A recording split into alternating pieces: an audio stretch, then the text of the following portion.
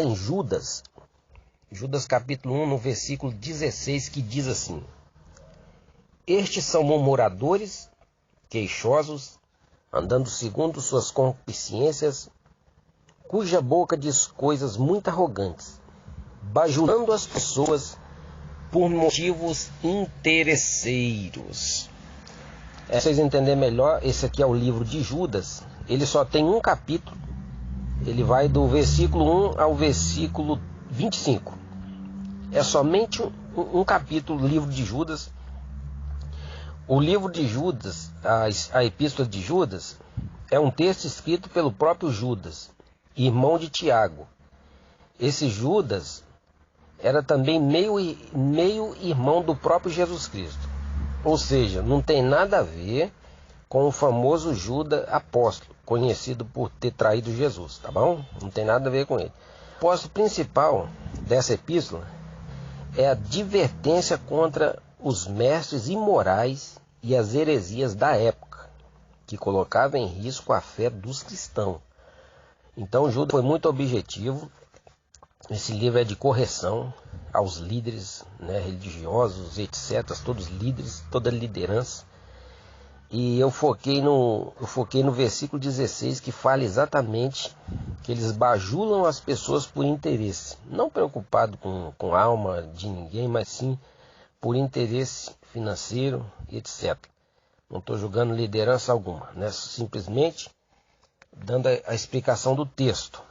E para você entender melhor, eu quero iniciar do começo, tá bom? 25 versículos, eu vou ler bem rápido para não ser extenso no áudio. Inicia assim: Prefácio e saudação. Judas, servo de Jesus Cristo, irmão de Tiago, aos chamados queridos de Deus e guardados em Jesus Cristo. Misericórdia, paz e amor vos seja multiplicado. Amados, enquanto eu empregava toda diligência para vos escrever acerca da salvação que nos é comum, senti a necessidade de vos escrever e exortar-vos a batalhar pela fé que uma vez por toda foi dada aos santos. Pois certos homens se introduziram com dissimulação, os quais desde há muito tempo estavam destinados para este juízo. Homens ímpios, que converte a dissolução a graça de nosso Deus e nega o nosso único soberano Senhor Jesus Cristo. Quero lembrar-vos bem, Judas falando, quero lembrar-vos bem que já estáis cientes de tudo, uma vez por toda, que o Senhor, tendo salvo um povo tirado da terra do Egito, destruiu depois os que não creram. E aos anjos que não guardou seu principado, mas deixaram suas próprias habitação, ele os tem reservado em prisões eternas na escuridão para o juízo do grande dia. Esses aqui são os anjos caídos, os demônios que desceram, foram lançados, Eles estão em prisões eternas, segundo Judas. Versículo 7. Assim também Gomorra e as cidades circunvizinhas, que havendo se prostituído como aqueles, e ainda após outra carne, foram postos como exemplo, sofrendo a pena do fogo eterno. Contudo, semelhantemente, também esses falsos mestres, sonhando, contaminam sua carne, rejeitando toda autoridade e blasfemam da dignidade. Aí aqui ele vai citar sobre o arcanjo Miguel, sobre o corpo de Moisés, no Judas 1, versículo 9. Mas o arcanjo Miguel, quando contendia com o diabo e disputava a respeito do corpo de Moisés, não ousou pronunciar contra ele juízo de maldição, mas disse: o Senhor te repreenda.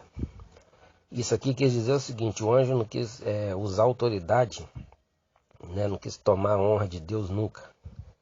E os homens de hoje são arrogantes e pensam que o poder que eles têm são deles, mas não, tudo é dado de Deus. E o anjo aqui, ele não ousou pronunciar contra ele juízo de maldição, mas diz: o Senhor te repreenda.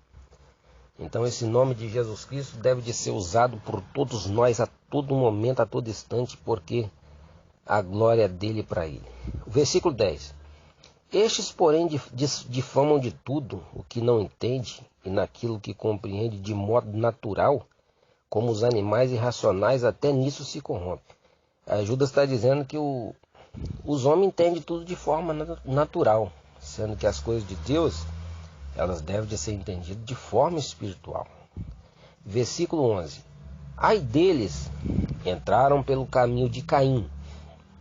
Para quem sabe, Caim foi o que assassinou o próprio irmão. Movido pela ganância, foram levados pelo erro de Balaão.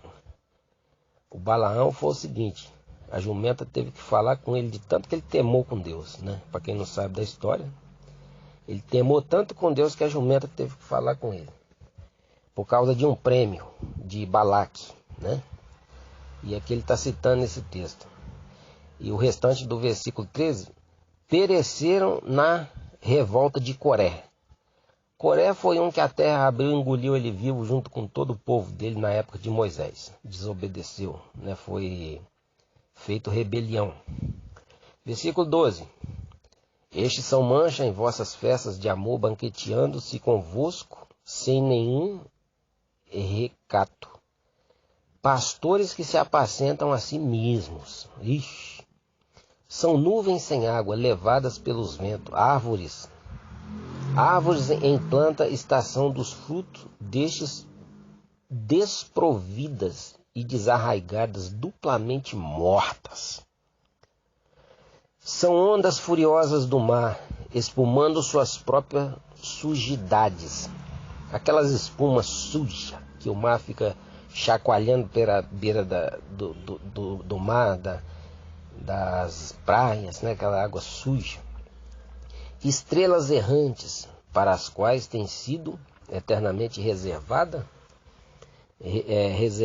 a escuridão das trevas. Concernentemente a esses profetizou Enoque, o sétimo depois de Adão: vede, o Senhor vem com milhares de seus santos, para fazer juízo contra todos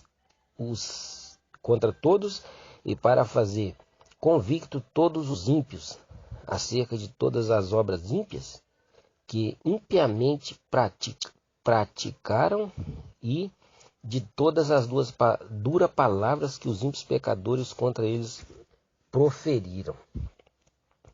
Versículo 16, o qual eu foquei. Estes são murmuradores queixosos, andando segundo suas concupiscências, cuja boca diz coisas muito arrogantes, bajulando as pessoas por motivo interesseiros, né?